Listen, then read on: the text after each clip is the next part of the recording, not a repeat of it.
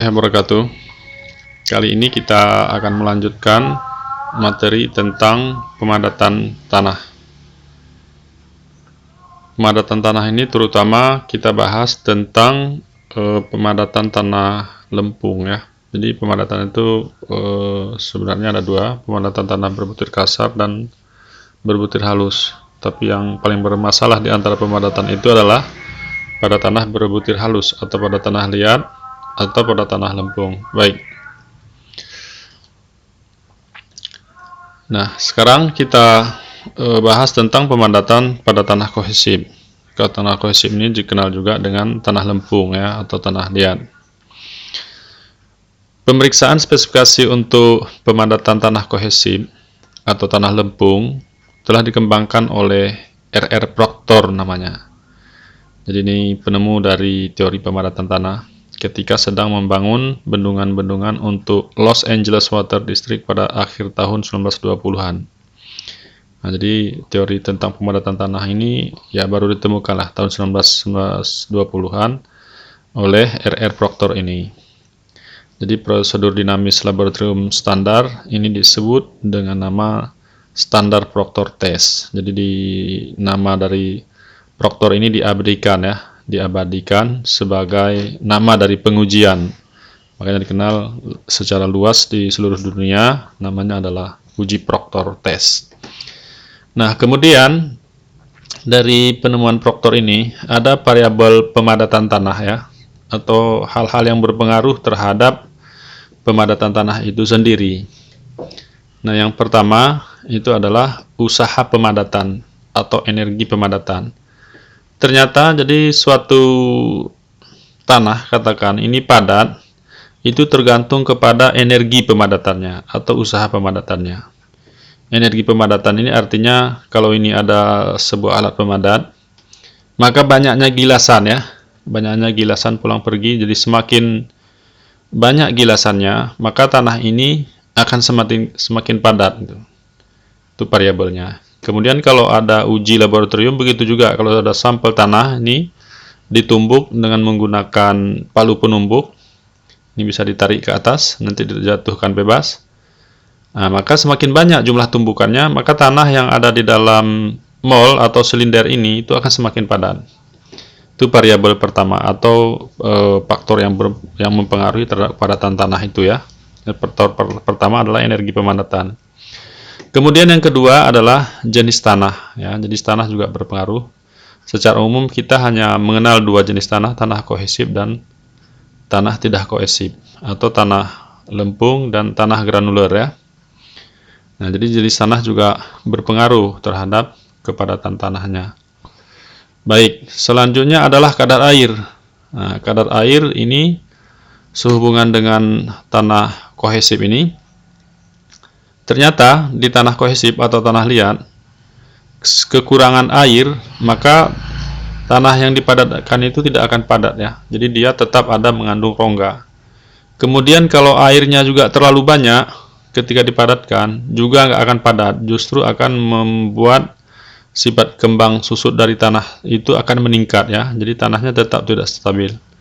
Maka untuk menentukan kepadatan itu, maka kadar airnya itu harus pas ya, jadi kondisinya harus seoptimum mungkin atau pada kadar air optimum. Selanjutnya variabel yang mempengaruhi kepadatan tanah itu adalah angka pori atau berat isi kering. Nah, jadi banyaknya kadar angka pori atau banyaknya rongga di dalam tanah itu berpengaruh terhadap kepadatan tanah. Semakin kecil rongga pori yang ada di dalam tanah, maka semakin padat tanahnya. Jadi kalau banyak sekali rongga di dalam tanah yang berisi udara atau air, maka berat volume atau kepadatan tanah itu akan menjadi berkurang. Nah, jadi itu perlu diingat, ada 4 variabel penting atau ada 4 penyebab kenapa tanah itu bisa padat ya. Baik. Selanjutnya kita lihat tujuan pemadatan tanah. Jadi tujuan pemadatan tanah itu terutama yang pertama adalah mempertinggi kuat geser tanah. Kemudian yang kedua, mengurangi sifat kompresibilitas, ya, sifat kembang susutnya ya. Jadi karena tanah itu bersifat mudah mampat ya, tanah liat, kalau kita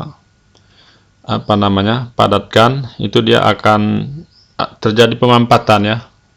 berkurang volume karena rongga-rongga udaranya keluar. Jadi dia punya sifat mampat atau sifat kompresibilitas. Kemudian tujuan yang pemadatan ketiga adalah mengurangi permeabilitas. Permeabilitasnya adalah sifat lolos air. Nah, jadi dengan adanya pemadatan tanah, rongga udara dalam tanah itu berkurang, sehingga permeabilitasnya berkurang. Jadi kalau ada suatu bendungan misalnya atau tanggul, kalau permeabilitas tanahnya tinggi, maka sifat lolos airnya akan tinggi ya. Akibat tingginya sifat lolos air, maka bisa menyebabkan gerusan ya. Nah, baik. Selanjutnya, tujuan dari pemadatan adalah mengurangi perubahan volume akibat perubahan kadar air. Nah, jadi setelah padat, sifat kembang susut dari tanah itu juga akan berkurang ya. Jadi perubahan volumenya itu akan tidak mengalami perubahan besar ya. Jadi setelah dilakukan pemadatan. Nah, jadi tadi kita menyinggung tentang Proctor test ya. Jadi uji Proctor test ini dikenal ada dua. Yang pertama adalah uji pemadatan standar, dikenal dengan nama standar Proctor test. Kemudian uji pemadatan modifikasi atau modifikasi Proctor test. Kedua metode ini bertujuan adalah sebenarnya berkaitan dengan penggunaan alat ya. Jadi alat berat yang biasa itu cukup dilakukan uji laboratoriumnya itu dengan melakukan uji pemadatan standar. Sedangkan misalnya di lapangan kita memerlukan alat yang lebih berat, nah, maka pemadatan yang dilakukan melalui pemadatan standar itu harus dimodifikasi yang disebut sebagai modifikasi Proctor test. Nah, di bawah ini adalah peralatan pengujian untuk melakukan uji kepadatan di laboratorium. Jadi secara teoritis, kenapa perlu dilakukan uji kepadatan di laboratorium? Uji kepadatan di laboratorium itu diperlukan untuk melihat ya atau meneliti suatu tanah itu sebenarnya dia kepadatan maksimumnya mencapai berapa gitu. Jadi sebelum dilakukan di lapangan, sampel tanah yang diambil misalnya dari tempat pengambilan tanah di daerah kuari, katakan, nah, maka harus diuji dulu kekuatannya. Jadi kita menguji kekuatan itu supaya nanti ketika dilakukan di lapangan, pemadatan yang kita lakukan bisa maksimum seperti yang di laboratorium, dan juga berfungsi untuk mengontrol ya. Untuk mengontrol kepadatan yang ada di lapangan, apakah dia sudah mencapai kepadatan maksimum atau tidak. Jadi nanti kita sebagai engineer, sebagai pengawas, katakan, atau sebagai pelaksana, itu bisa mengetahui apakah tanah yang dipadatkan itu sudah mencapai kepadatan maksimumnya. Nah, baik. Jadi ini adalah peralatan untuk melakukan pengujian baik standar Proctor maupun modifikasi dari Proctor test. Jadi di sini ada mol ya, mol untuk tempat sampel. Kemudian di sini ada palu atau hammer nih. Hammernya ada dua, hammer untuk modifikasi dan hammer standar. Jadi berbeda dari segi ukurannya. Kemudian juga kita perlu timbangan ya, timbangan digital untuk menimbang sampel itu. Beratnya berapa, volumenya nanti juga dihitung. Kemudian ini juga kita ada punya dongkrak hidrolik yang digunakan untuk mengeluarkan sampel yang ada di dalam sampel ini setelah pengujian. Kemudian ini ada mol untuk Proctornya. Ini bisa dibuka ya, ini ada kelamnya. Ini kita ketika dilakukan pengujian di laboratorium itu kita menggunakan ini. Baik, sekarang kita bahas tentang macam mana cara melakukan pengujian pemadatan standar ya. Jadi untuk melakukan pengujian pemadatan ini diperlukan tuh 5 buah benda uji atau 5 buah sampel. Itu dipersiapkan untuk setiap sampelnya adalah 2500 gram atau sekitar 2,5 kg dengan kadar airnya berbeda-beda. Nah, jadi kita melakukan pemadatan standar tadi bertujuan untuk mencari kepadatan maksimumnya berapa gitu kan. Jadi kepadatan maksimum itu dia terjadi di kadar air tertentu. Nah, jadi tadi secara teoritis dia kalau kadar airnya kurang, kepadatannya tadi kurang. Kalau kadar airnya terlalu banyak juga tanahnya nggak mau padat. Maka untuk itu harus dilakukan mencari kadar air optimumnya. Jadi untuk mencari kadar air optimum itu kita siapkan 5 buah sampel. Nanti diuji kadar airnya beda-beda. Nah, misalnya untuk sampel yang pertama kita tes misalnya sebanyak 4% gitu sampel pertama. Jadi untuk sampel kedua dan seterusnya naik 4%. Nah, berarti sampel pertama katakan 4%, sampai ke 28%, naik 4 lagi 12%, naik 4 lagi, 12 tambah 4 berapa? 16%, kemudian naik 4 lagi, 16% tambah 4, 20%. Jadi seperti itu. Jadi persennya tidak harus 4 ya, bisa 33% naiknya. Yang penting nanti waktu kita kita temukan hasilnya bahwa kepadatannya itu terus naik dan kemudian nanti terus turun ya. Jadi diambil nanti yang paling maksimumnya. Baik, kemudian tanah kohesif atau tanah liat atau tanah lempung tadi itu dipadatkan dalam sebuah silinder yang volumenya 943,3 cm3. Nah, jadi volume dari silinder ini hampir 1 liter ya. Jadi mendekati 1 liter nih, 943 cm3. Kemudian diameter cetakannya 4 inci. Ini diameter dari ini 4 inci atau sekitar 10,16 cm ya kalau dalam senti. Kemudian dipadatkan dengan alat penumbuk dengan berat 5,5 lib atau 2,5 kg. Nah, jadi berat palu penumbuknya nih 2,5 kg ya. Nah, ini untuk uji standar Proctor test. Nah, sedangkan kalau kita lakukan tadi modifikasi dari Proctor test, ini diambil alatnya lebih berat ya. Kalau yang standar 2,5, yang modifikasi ini adalah 2 kalinya ya, sekitar 4,5 kg.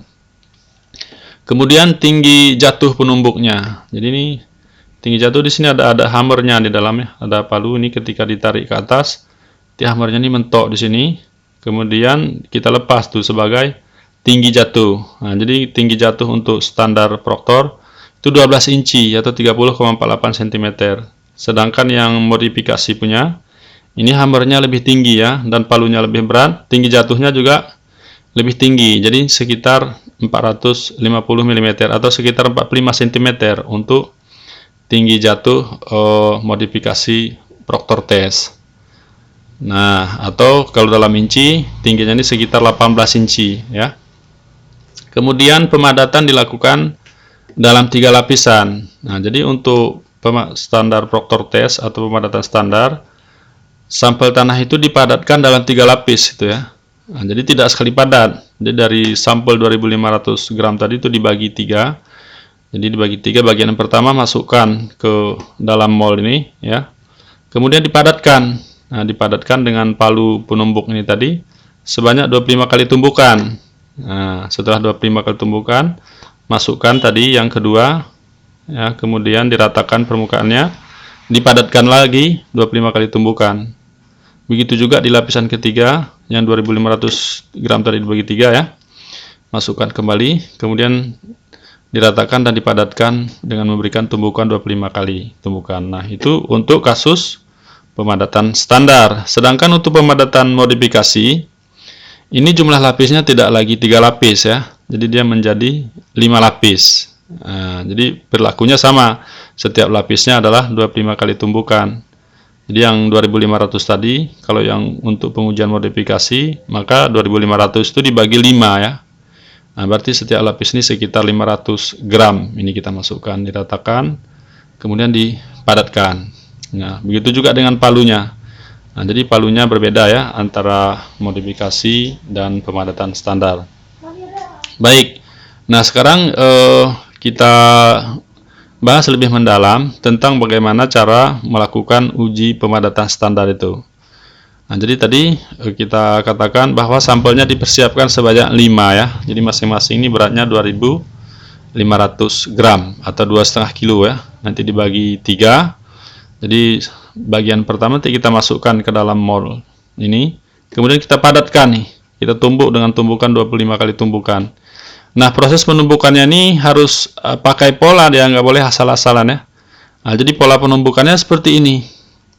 Nah, jadi ada 3 tahapan. Jadi tahap pertama tumbukannya adalah 1, 2, 3, 4, 5, 6, 7, 8, 9, 10-nya kemari. Ini masuk ke tahap 2. 10, 11, 12, 13, 14, 15, 16, 17. Maksudnya seperti ini. Jadi tahap pertama, palu kita ini ujung dari hammer bawah itu posisi pertamanya di sini gitu. 1. Ketika kita tumbuk pertama, pindahkan kemari, tarik lagi ke atas, mentok, lepas secara bebas. Tumbukan kedua selesai, kemudian ketiga pindahkan lagi dia ke posisi ini, tumbuk lagi, kemudian pindahkan ke posisi ini, tumbuk lagi, dan seterusnya gitu ya. Nah, sampai tahap ketiga. Nah, jadi tadi tahap kedua 10, 11, 12, 13, 14, 15, 16. Nah, ini ya. Nah, jadi ini nomornya seperti itu, mengikuti nomor ini. Kemudian 17 di sini, 18-nya kemari. Jadi 18, 19, 20, 21, 22, 23, 24, 25. Jadi dalam melakukan pengujian di laboratorium, ini pola ini harus dihafal dulu ya. Nah, dihafal. Supaya nanti ketika melakukan penumbukan itu enggak enggak sembarangan ya. Tujuannya untuk apa dilakukan pola seperti ini? Supaya kepadatan tanahnya merata ya di dalam mall ini. Nah, baik. Jadi setelah dilakukan tadi melalui prosesnya sebanyak 3 lapisan tadi, masing-masing tumbukan 25 kali tumbukan dan mengikuti pola ini tadi. Nah, nanti sampel tanahnya di dalam mall ini akan lebih deh ya, akan melewati propping ring ini yang kedua nih. Ini ada 2 silinder, silinder bawah dan silinder atas. Jadi silinder atas ini bisa dibuka. Jadi ini setelah dipadatkan penuh tadi dibuka, nanti kondisinya seperti ini. Kondisinya seperti ini, nanti diratakan permukaannya. Setelah diratakan, nanti ditimbang beratnya. Nah, jadi berat tanah yang ada di dalam ini dihitung nanti berapa gitu ya. Nanti ditimbang dulu berat mol kosong, kemudian ditimbang berat mol tambah tanahnya. Tentu berat tanahnya bisa dihitung kan. Nah, jadi berat tanah sama dengan berat total dikurang dengan berat silinder ini. Selanjutnya juga kita menghitung nanti volumenya. Nah, tadi diameternya sudah jelas tadi ya, sekitar 10 cm ya. Berarti untuk mencari volume dari silinder ini kan sama dengan luas alas dikali tinggi. Alasnya adalah lingkaran ya, 1/4 PD kuadrat kali tingginya. Nah, maka dapat volume. Karena nanti untuk variabel atau untuk menentukan kepadatan tanah itu kita mengambil rumus ini gitu. Jadi berat volume ini adalah sebagai indikator dari kepadatan. Nah, jadi kepadatan itu nanti dilihat dalam bentuk berat volume. Jadi semakin tinggi berat volume suatu tanah, maka kepadatannya makin tinggi ya. Nah, jadi sampel dilakukan 5 buah benda uji tadi dengan kadar air yang berbeda-beda. Jadi diatur kadar airnya. Kemudian kita hitung nanti berat volume basahnya. Berat volume basah itu dengan rumus ini deh, gamma B sama dengan W per P. W-nya tadi adalah W yang ditimbang dari sampel tadi, beratnya. Kemudian dibagi dengan volume, tadi juga sudah kita jelaskan. Nah, kemudian setelah dapat berat volume basah, kita hitung berat volume kering. Berat volume kering itu sama dengan gamma B per 1 tambah W. Gamma B-nya tadi sudah ada, dibagi 1 tambah W. W ini adalah W kadar air ya. Nah, jadi W besar itu berat tanah, W kecil itu kadar air. Jadi jangan disamakan antara W besar dan W kecil.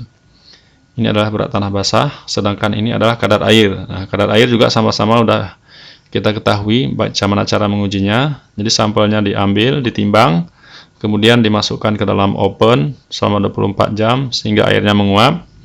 Nah, jadi air yang menguap itu nanti kan bisa kita ketahui berapa banyaknya, maka diperolehlah nilai kadar air. Atau kadar air itu bisa juga dilakukan dengan uji speed tester ya di lapangan. Itu ada alat khusus untuk melakukan uji kadar air kalau mau kepingin kita melakukan kadar airnya dengan cepat di lapangan. Jadi tidak perlu waktu sampai 24 jam, sesaat dari hasil pengujian kita ini bisa dilakukan. Speed tester itu terutama dilakukan ketika menguji kepadatan di lapangan ya.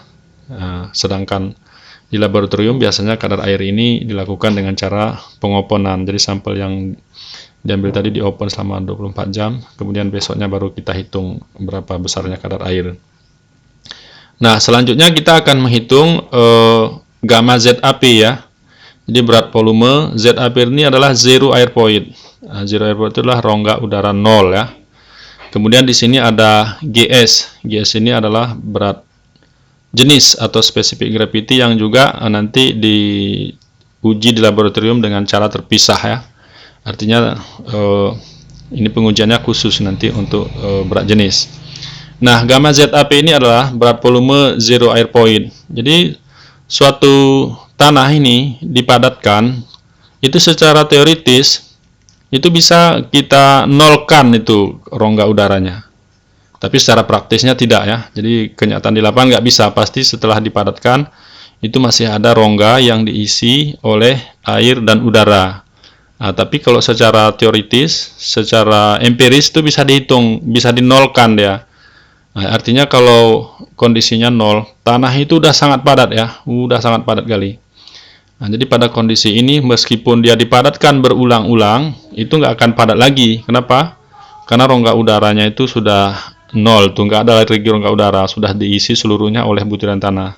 Jadi meskipun banyak energi pemadatan, tetap dia nggak akan padat gitu. Maka ZAP ini perlu diketahui untuk melihat batasan kita atau kemampuan pemadatan kita dari Z kondisi yang sangat padat itu berapa persennya gitu, atau berapa lagi rentangnya, apakah masih jauh atau masih kurang dari kondisi kepadatan maksimum ini. Nah, baik, selanjutnya kita buat ya, setelah kita lakukan uji tadi terhadap 5 buah sampel ini, itu masing-masing nanti beratnya ditimbang. Untuk sampel pertama timbang, berat volumenya juga dihitung, dapat berat volume pertama. Ini juga dapat berat volume kedua, dengan perlakuan sama dapat berat volume ketiga, dan berat volume kelima. Nah, ini sampelnya nggak mesti 5 ya. Jadi kalau misalnya 5 kali pengujian ternyata belum mencapai dia kepadatan maksimum yang kita cari, itu kadar air ditambah terus gitu sampai dia dapat. Jadi bisa jadi 4 buah sampel sudah dapat, 5 buah sampel sudah dapat ya.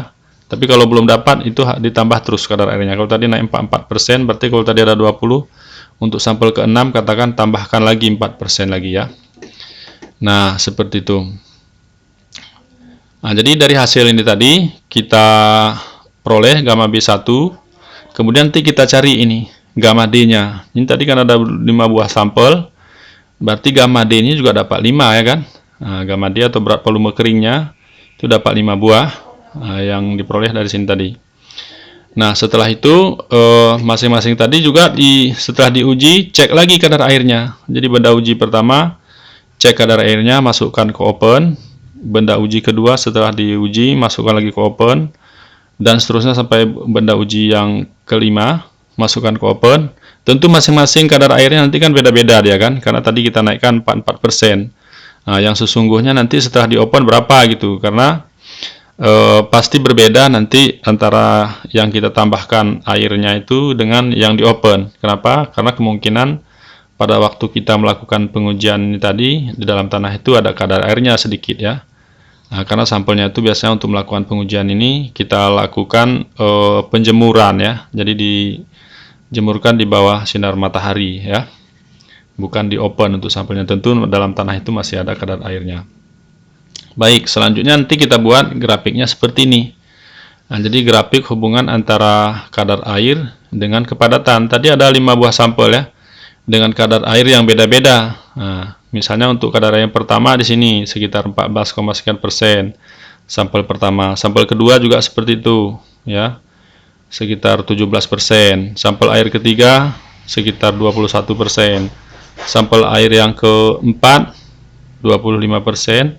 Sampel air yang selanjutnya ini adalah 27% gitu kan. Ini ada 5 buah benda uji 1, 2, 3. Dari pengujian pertama ini diperoleh kepadatannya 1,3 sekian. Nanti kita plot di grafik. Untuk pengujian kedua tadi dengan kadar air 17 misalnya diperoleh kepadatannya sekian. Untuk pengujian ketiga diperoleh kepadatannya ini. Nah, jadi kalau kita lihat dari grafik ini dia punya tren terus menurun gitu ya. Nah, jadi kadar airnya kurang tadi nggak padat ya, belum padat ya. Kepadatan kering itu dilihat dari nilai gamma D-nya. Nah, yang kedua naik lagi, yang ketiga kita uji naik lagi, yang keempat udah turun dia, yang kelima turun. Nah, ini kalau kita lanjutkan pengujian dia akan turun terus gitu. Nah, jadi berat volume atau berat volume keringnya ini akan turun terus dia. Makanya ini 5 pengujian udah cukup gitu kalau sudah ada rentang nilainya seperti itu. Nah, kemudian tadi kurva rongga udara 0 ini kita gambarkan juga kurvanya. Jadi dari gamma ZAP ini tadi, ini dengan rumus GS gamma W per 1 tambah W GS. Ini untuk kadar air sekian berapa ini? 14% katakan, itu diperoleh gamma ZAP-nya sekian gitu ya. Sampel yang kedua turun terus nih gini. Nah, artinya dari hasil pengujian kita ini terhadap kurva rongga udara 0 nih yang paling padat nih, sangat padat. Ini masih ada selisih gitu ya. Nah, jadi masih bisa dipadatkan, artinya tanah yang kita padatkan tadi masih bisa dipadatkan atau dinaikkan kepadatannya. Nah, caranya bagaimana? Tentu salah satunya adalah dengan menambah energi ya. Jadi kalau di lapangan, kalau ingin lebih padat lagi, misalnya ada dengan alat berat itu 5 kali gilasan, kita tambah lagi misalnya menjadi 6, menjadi 10, dan seterusnya, sehingga tanah itu akan semakin padat. Nah, baik. Jadi dari grafik ini setelah kita plot, setelah jadi grafiknya, kita cari ini sebenarnya kepadatan maksimumnya berapa ya kan? Nah, jadi kepadatan maksimum itu diperoleh dari puncak kurva ini. Nah, jadi sini dari grafik tentukan kadar air optimum atau KAU. Nah, kadar air optimumnya ya kita lihat dari sini nih, lihat ke bawah nih berapa nih. Nah, inilah yang dikatakan kadar air optimum, bukan maksimum ya, optimum. Karena kalau maksimum airnya justru kepadatannya akan turun. Kemudian tentukan berat volume kering maksimum. Berat volume kering maksimum adalah kepadatan maksimumnya nih. Di mana posisinya? Ya, jadi kadar air optimum tadi tarik kemari di puncak kurva ini. Inilah dia kepadatan maksimumnya, berarti 1,55 nih kalau kita lihat dari sini gram per cm kubik. Nah, begitu caranya untuk memahami, mempelajari tentang proktor ya. Nah, proktor itu hasilnya seperti ini. Jadi ini sebagai kunci bagi pengawas, nanti di lapangan kita mengecek apakah kondisi lapangan sesuai dengan penguji di laboratorium atau tidak. Nah, ini nanti ada sebuah contoh seperti ini, contoh soal. Ada pengujian pertama itu kadar airnya 7,7%. Ya, pengujian kedua dan seterusnya nih berturut-turut naik terus kadar airnya, dicoba. Kemudian setelah ditimbang, setelah dari uji tadi, maka berat tanah dalam mol tadi ini masing-masing seperti ini, 1700 gram, 1850 gram, dan seterusnya ya. Jadi ini ada 5 sampel. Nah, kemudian volumenya tadi kan sudah standar ya, 950 cm3.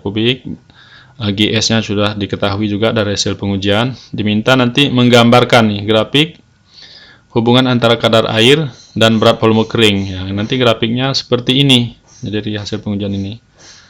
Kemudian yang kedua, gambarkan kurva derajat kejenuhan 80% dan 100%. Nah, kurva derajat kejenuhan di sini maksudnya kurva ZAP ini tadi. Kalau dia ZAP itu kejenuhannya berarti sudah 100% ya. Nah, jadi rongga udaranya itu sudah terisi semuanya. Nah, sedangkan yang 80%, nah berarti ini belum sampai kemari. Jadi nanti untuk membuat kurva yang ini kita pakai rumus ini. Nah, jadi gamma ZAP sama dengan GS gamma W per 1 tambah WGS per SR. Nah, ini WGS-nya nih, WGS per SR. Kalau yang ini ZAP, zero air point. Nah, jadi derajat kejenuhannya SR-nya sudah 100. Tapi kalau diminta misalnya ZAP-nya tadi 80%, maka ini harus di per SR di sini. Derajat kejenuhannya katakan 80, berarti diganti dengan 0,8 gitu. WGS per 0,8 untuk menjawab soal yang kedua nih.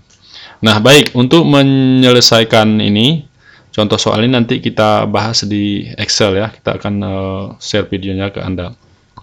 Baik, selanjutnya kita lihat nih ya, hubungan antara grafik proktor, modifikasi, dan proktor standar. Jadi ini standar proktor, yang ini modifikasi dari proktor. Artinya ada sebuah sampel, itu kita lakukan pengujian berdasarkan standar proktor. Misalnya diperoleh grafiknya seperti ini ya. Nah, jadi sampel yang ini itu masih bisa dipadatkan lagi dengan cara menambah energi tadi ya. Energi pemadatannya ditambah, kemudian kadar airnya diatur lagi. Ternyata setelah kita uji, ya tadi modifikasi berapa lapisan? 5 lapisan ya.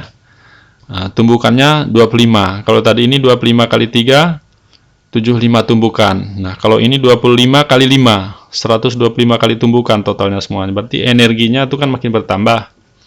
Maka ternyata dari hasil pengujian itu kepadannya itu naik ya. Kalau di sini berat volume keringnya 1,8 sekian, ini terbalik ini ya.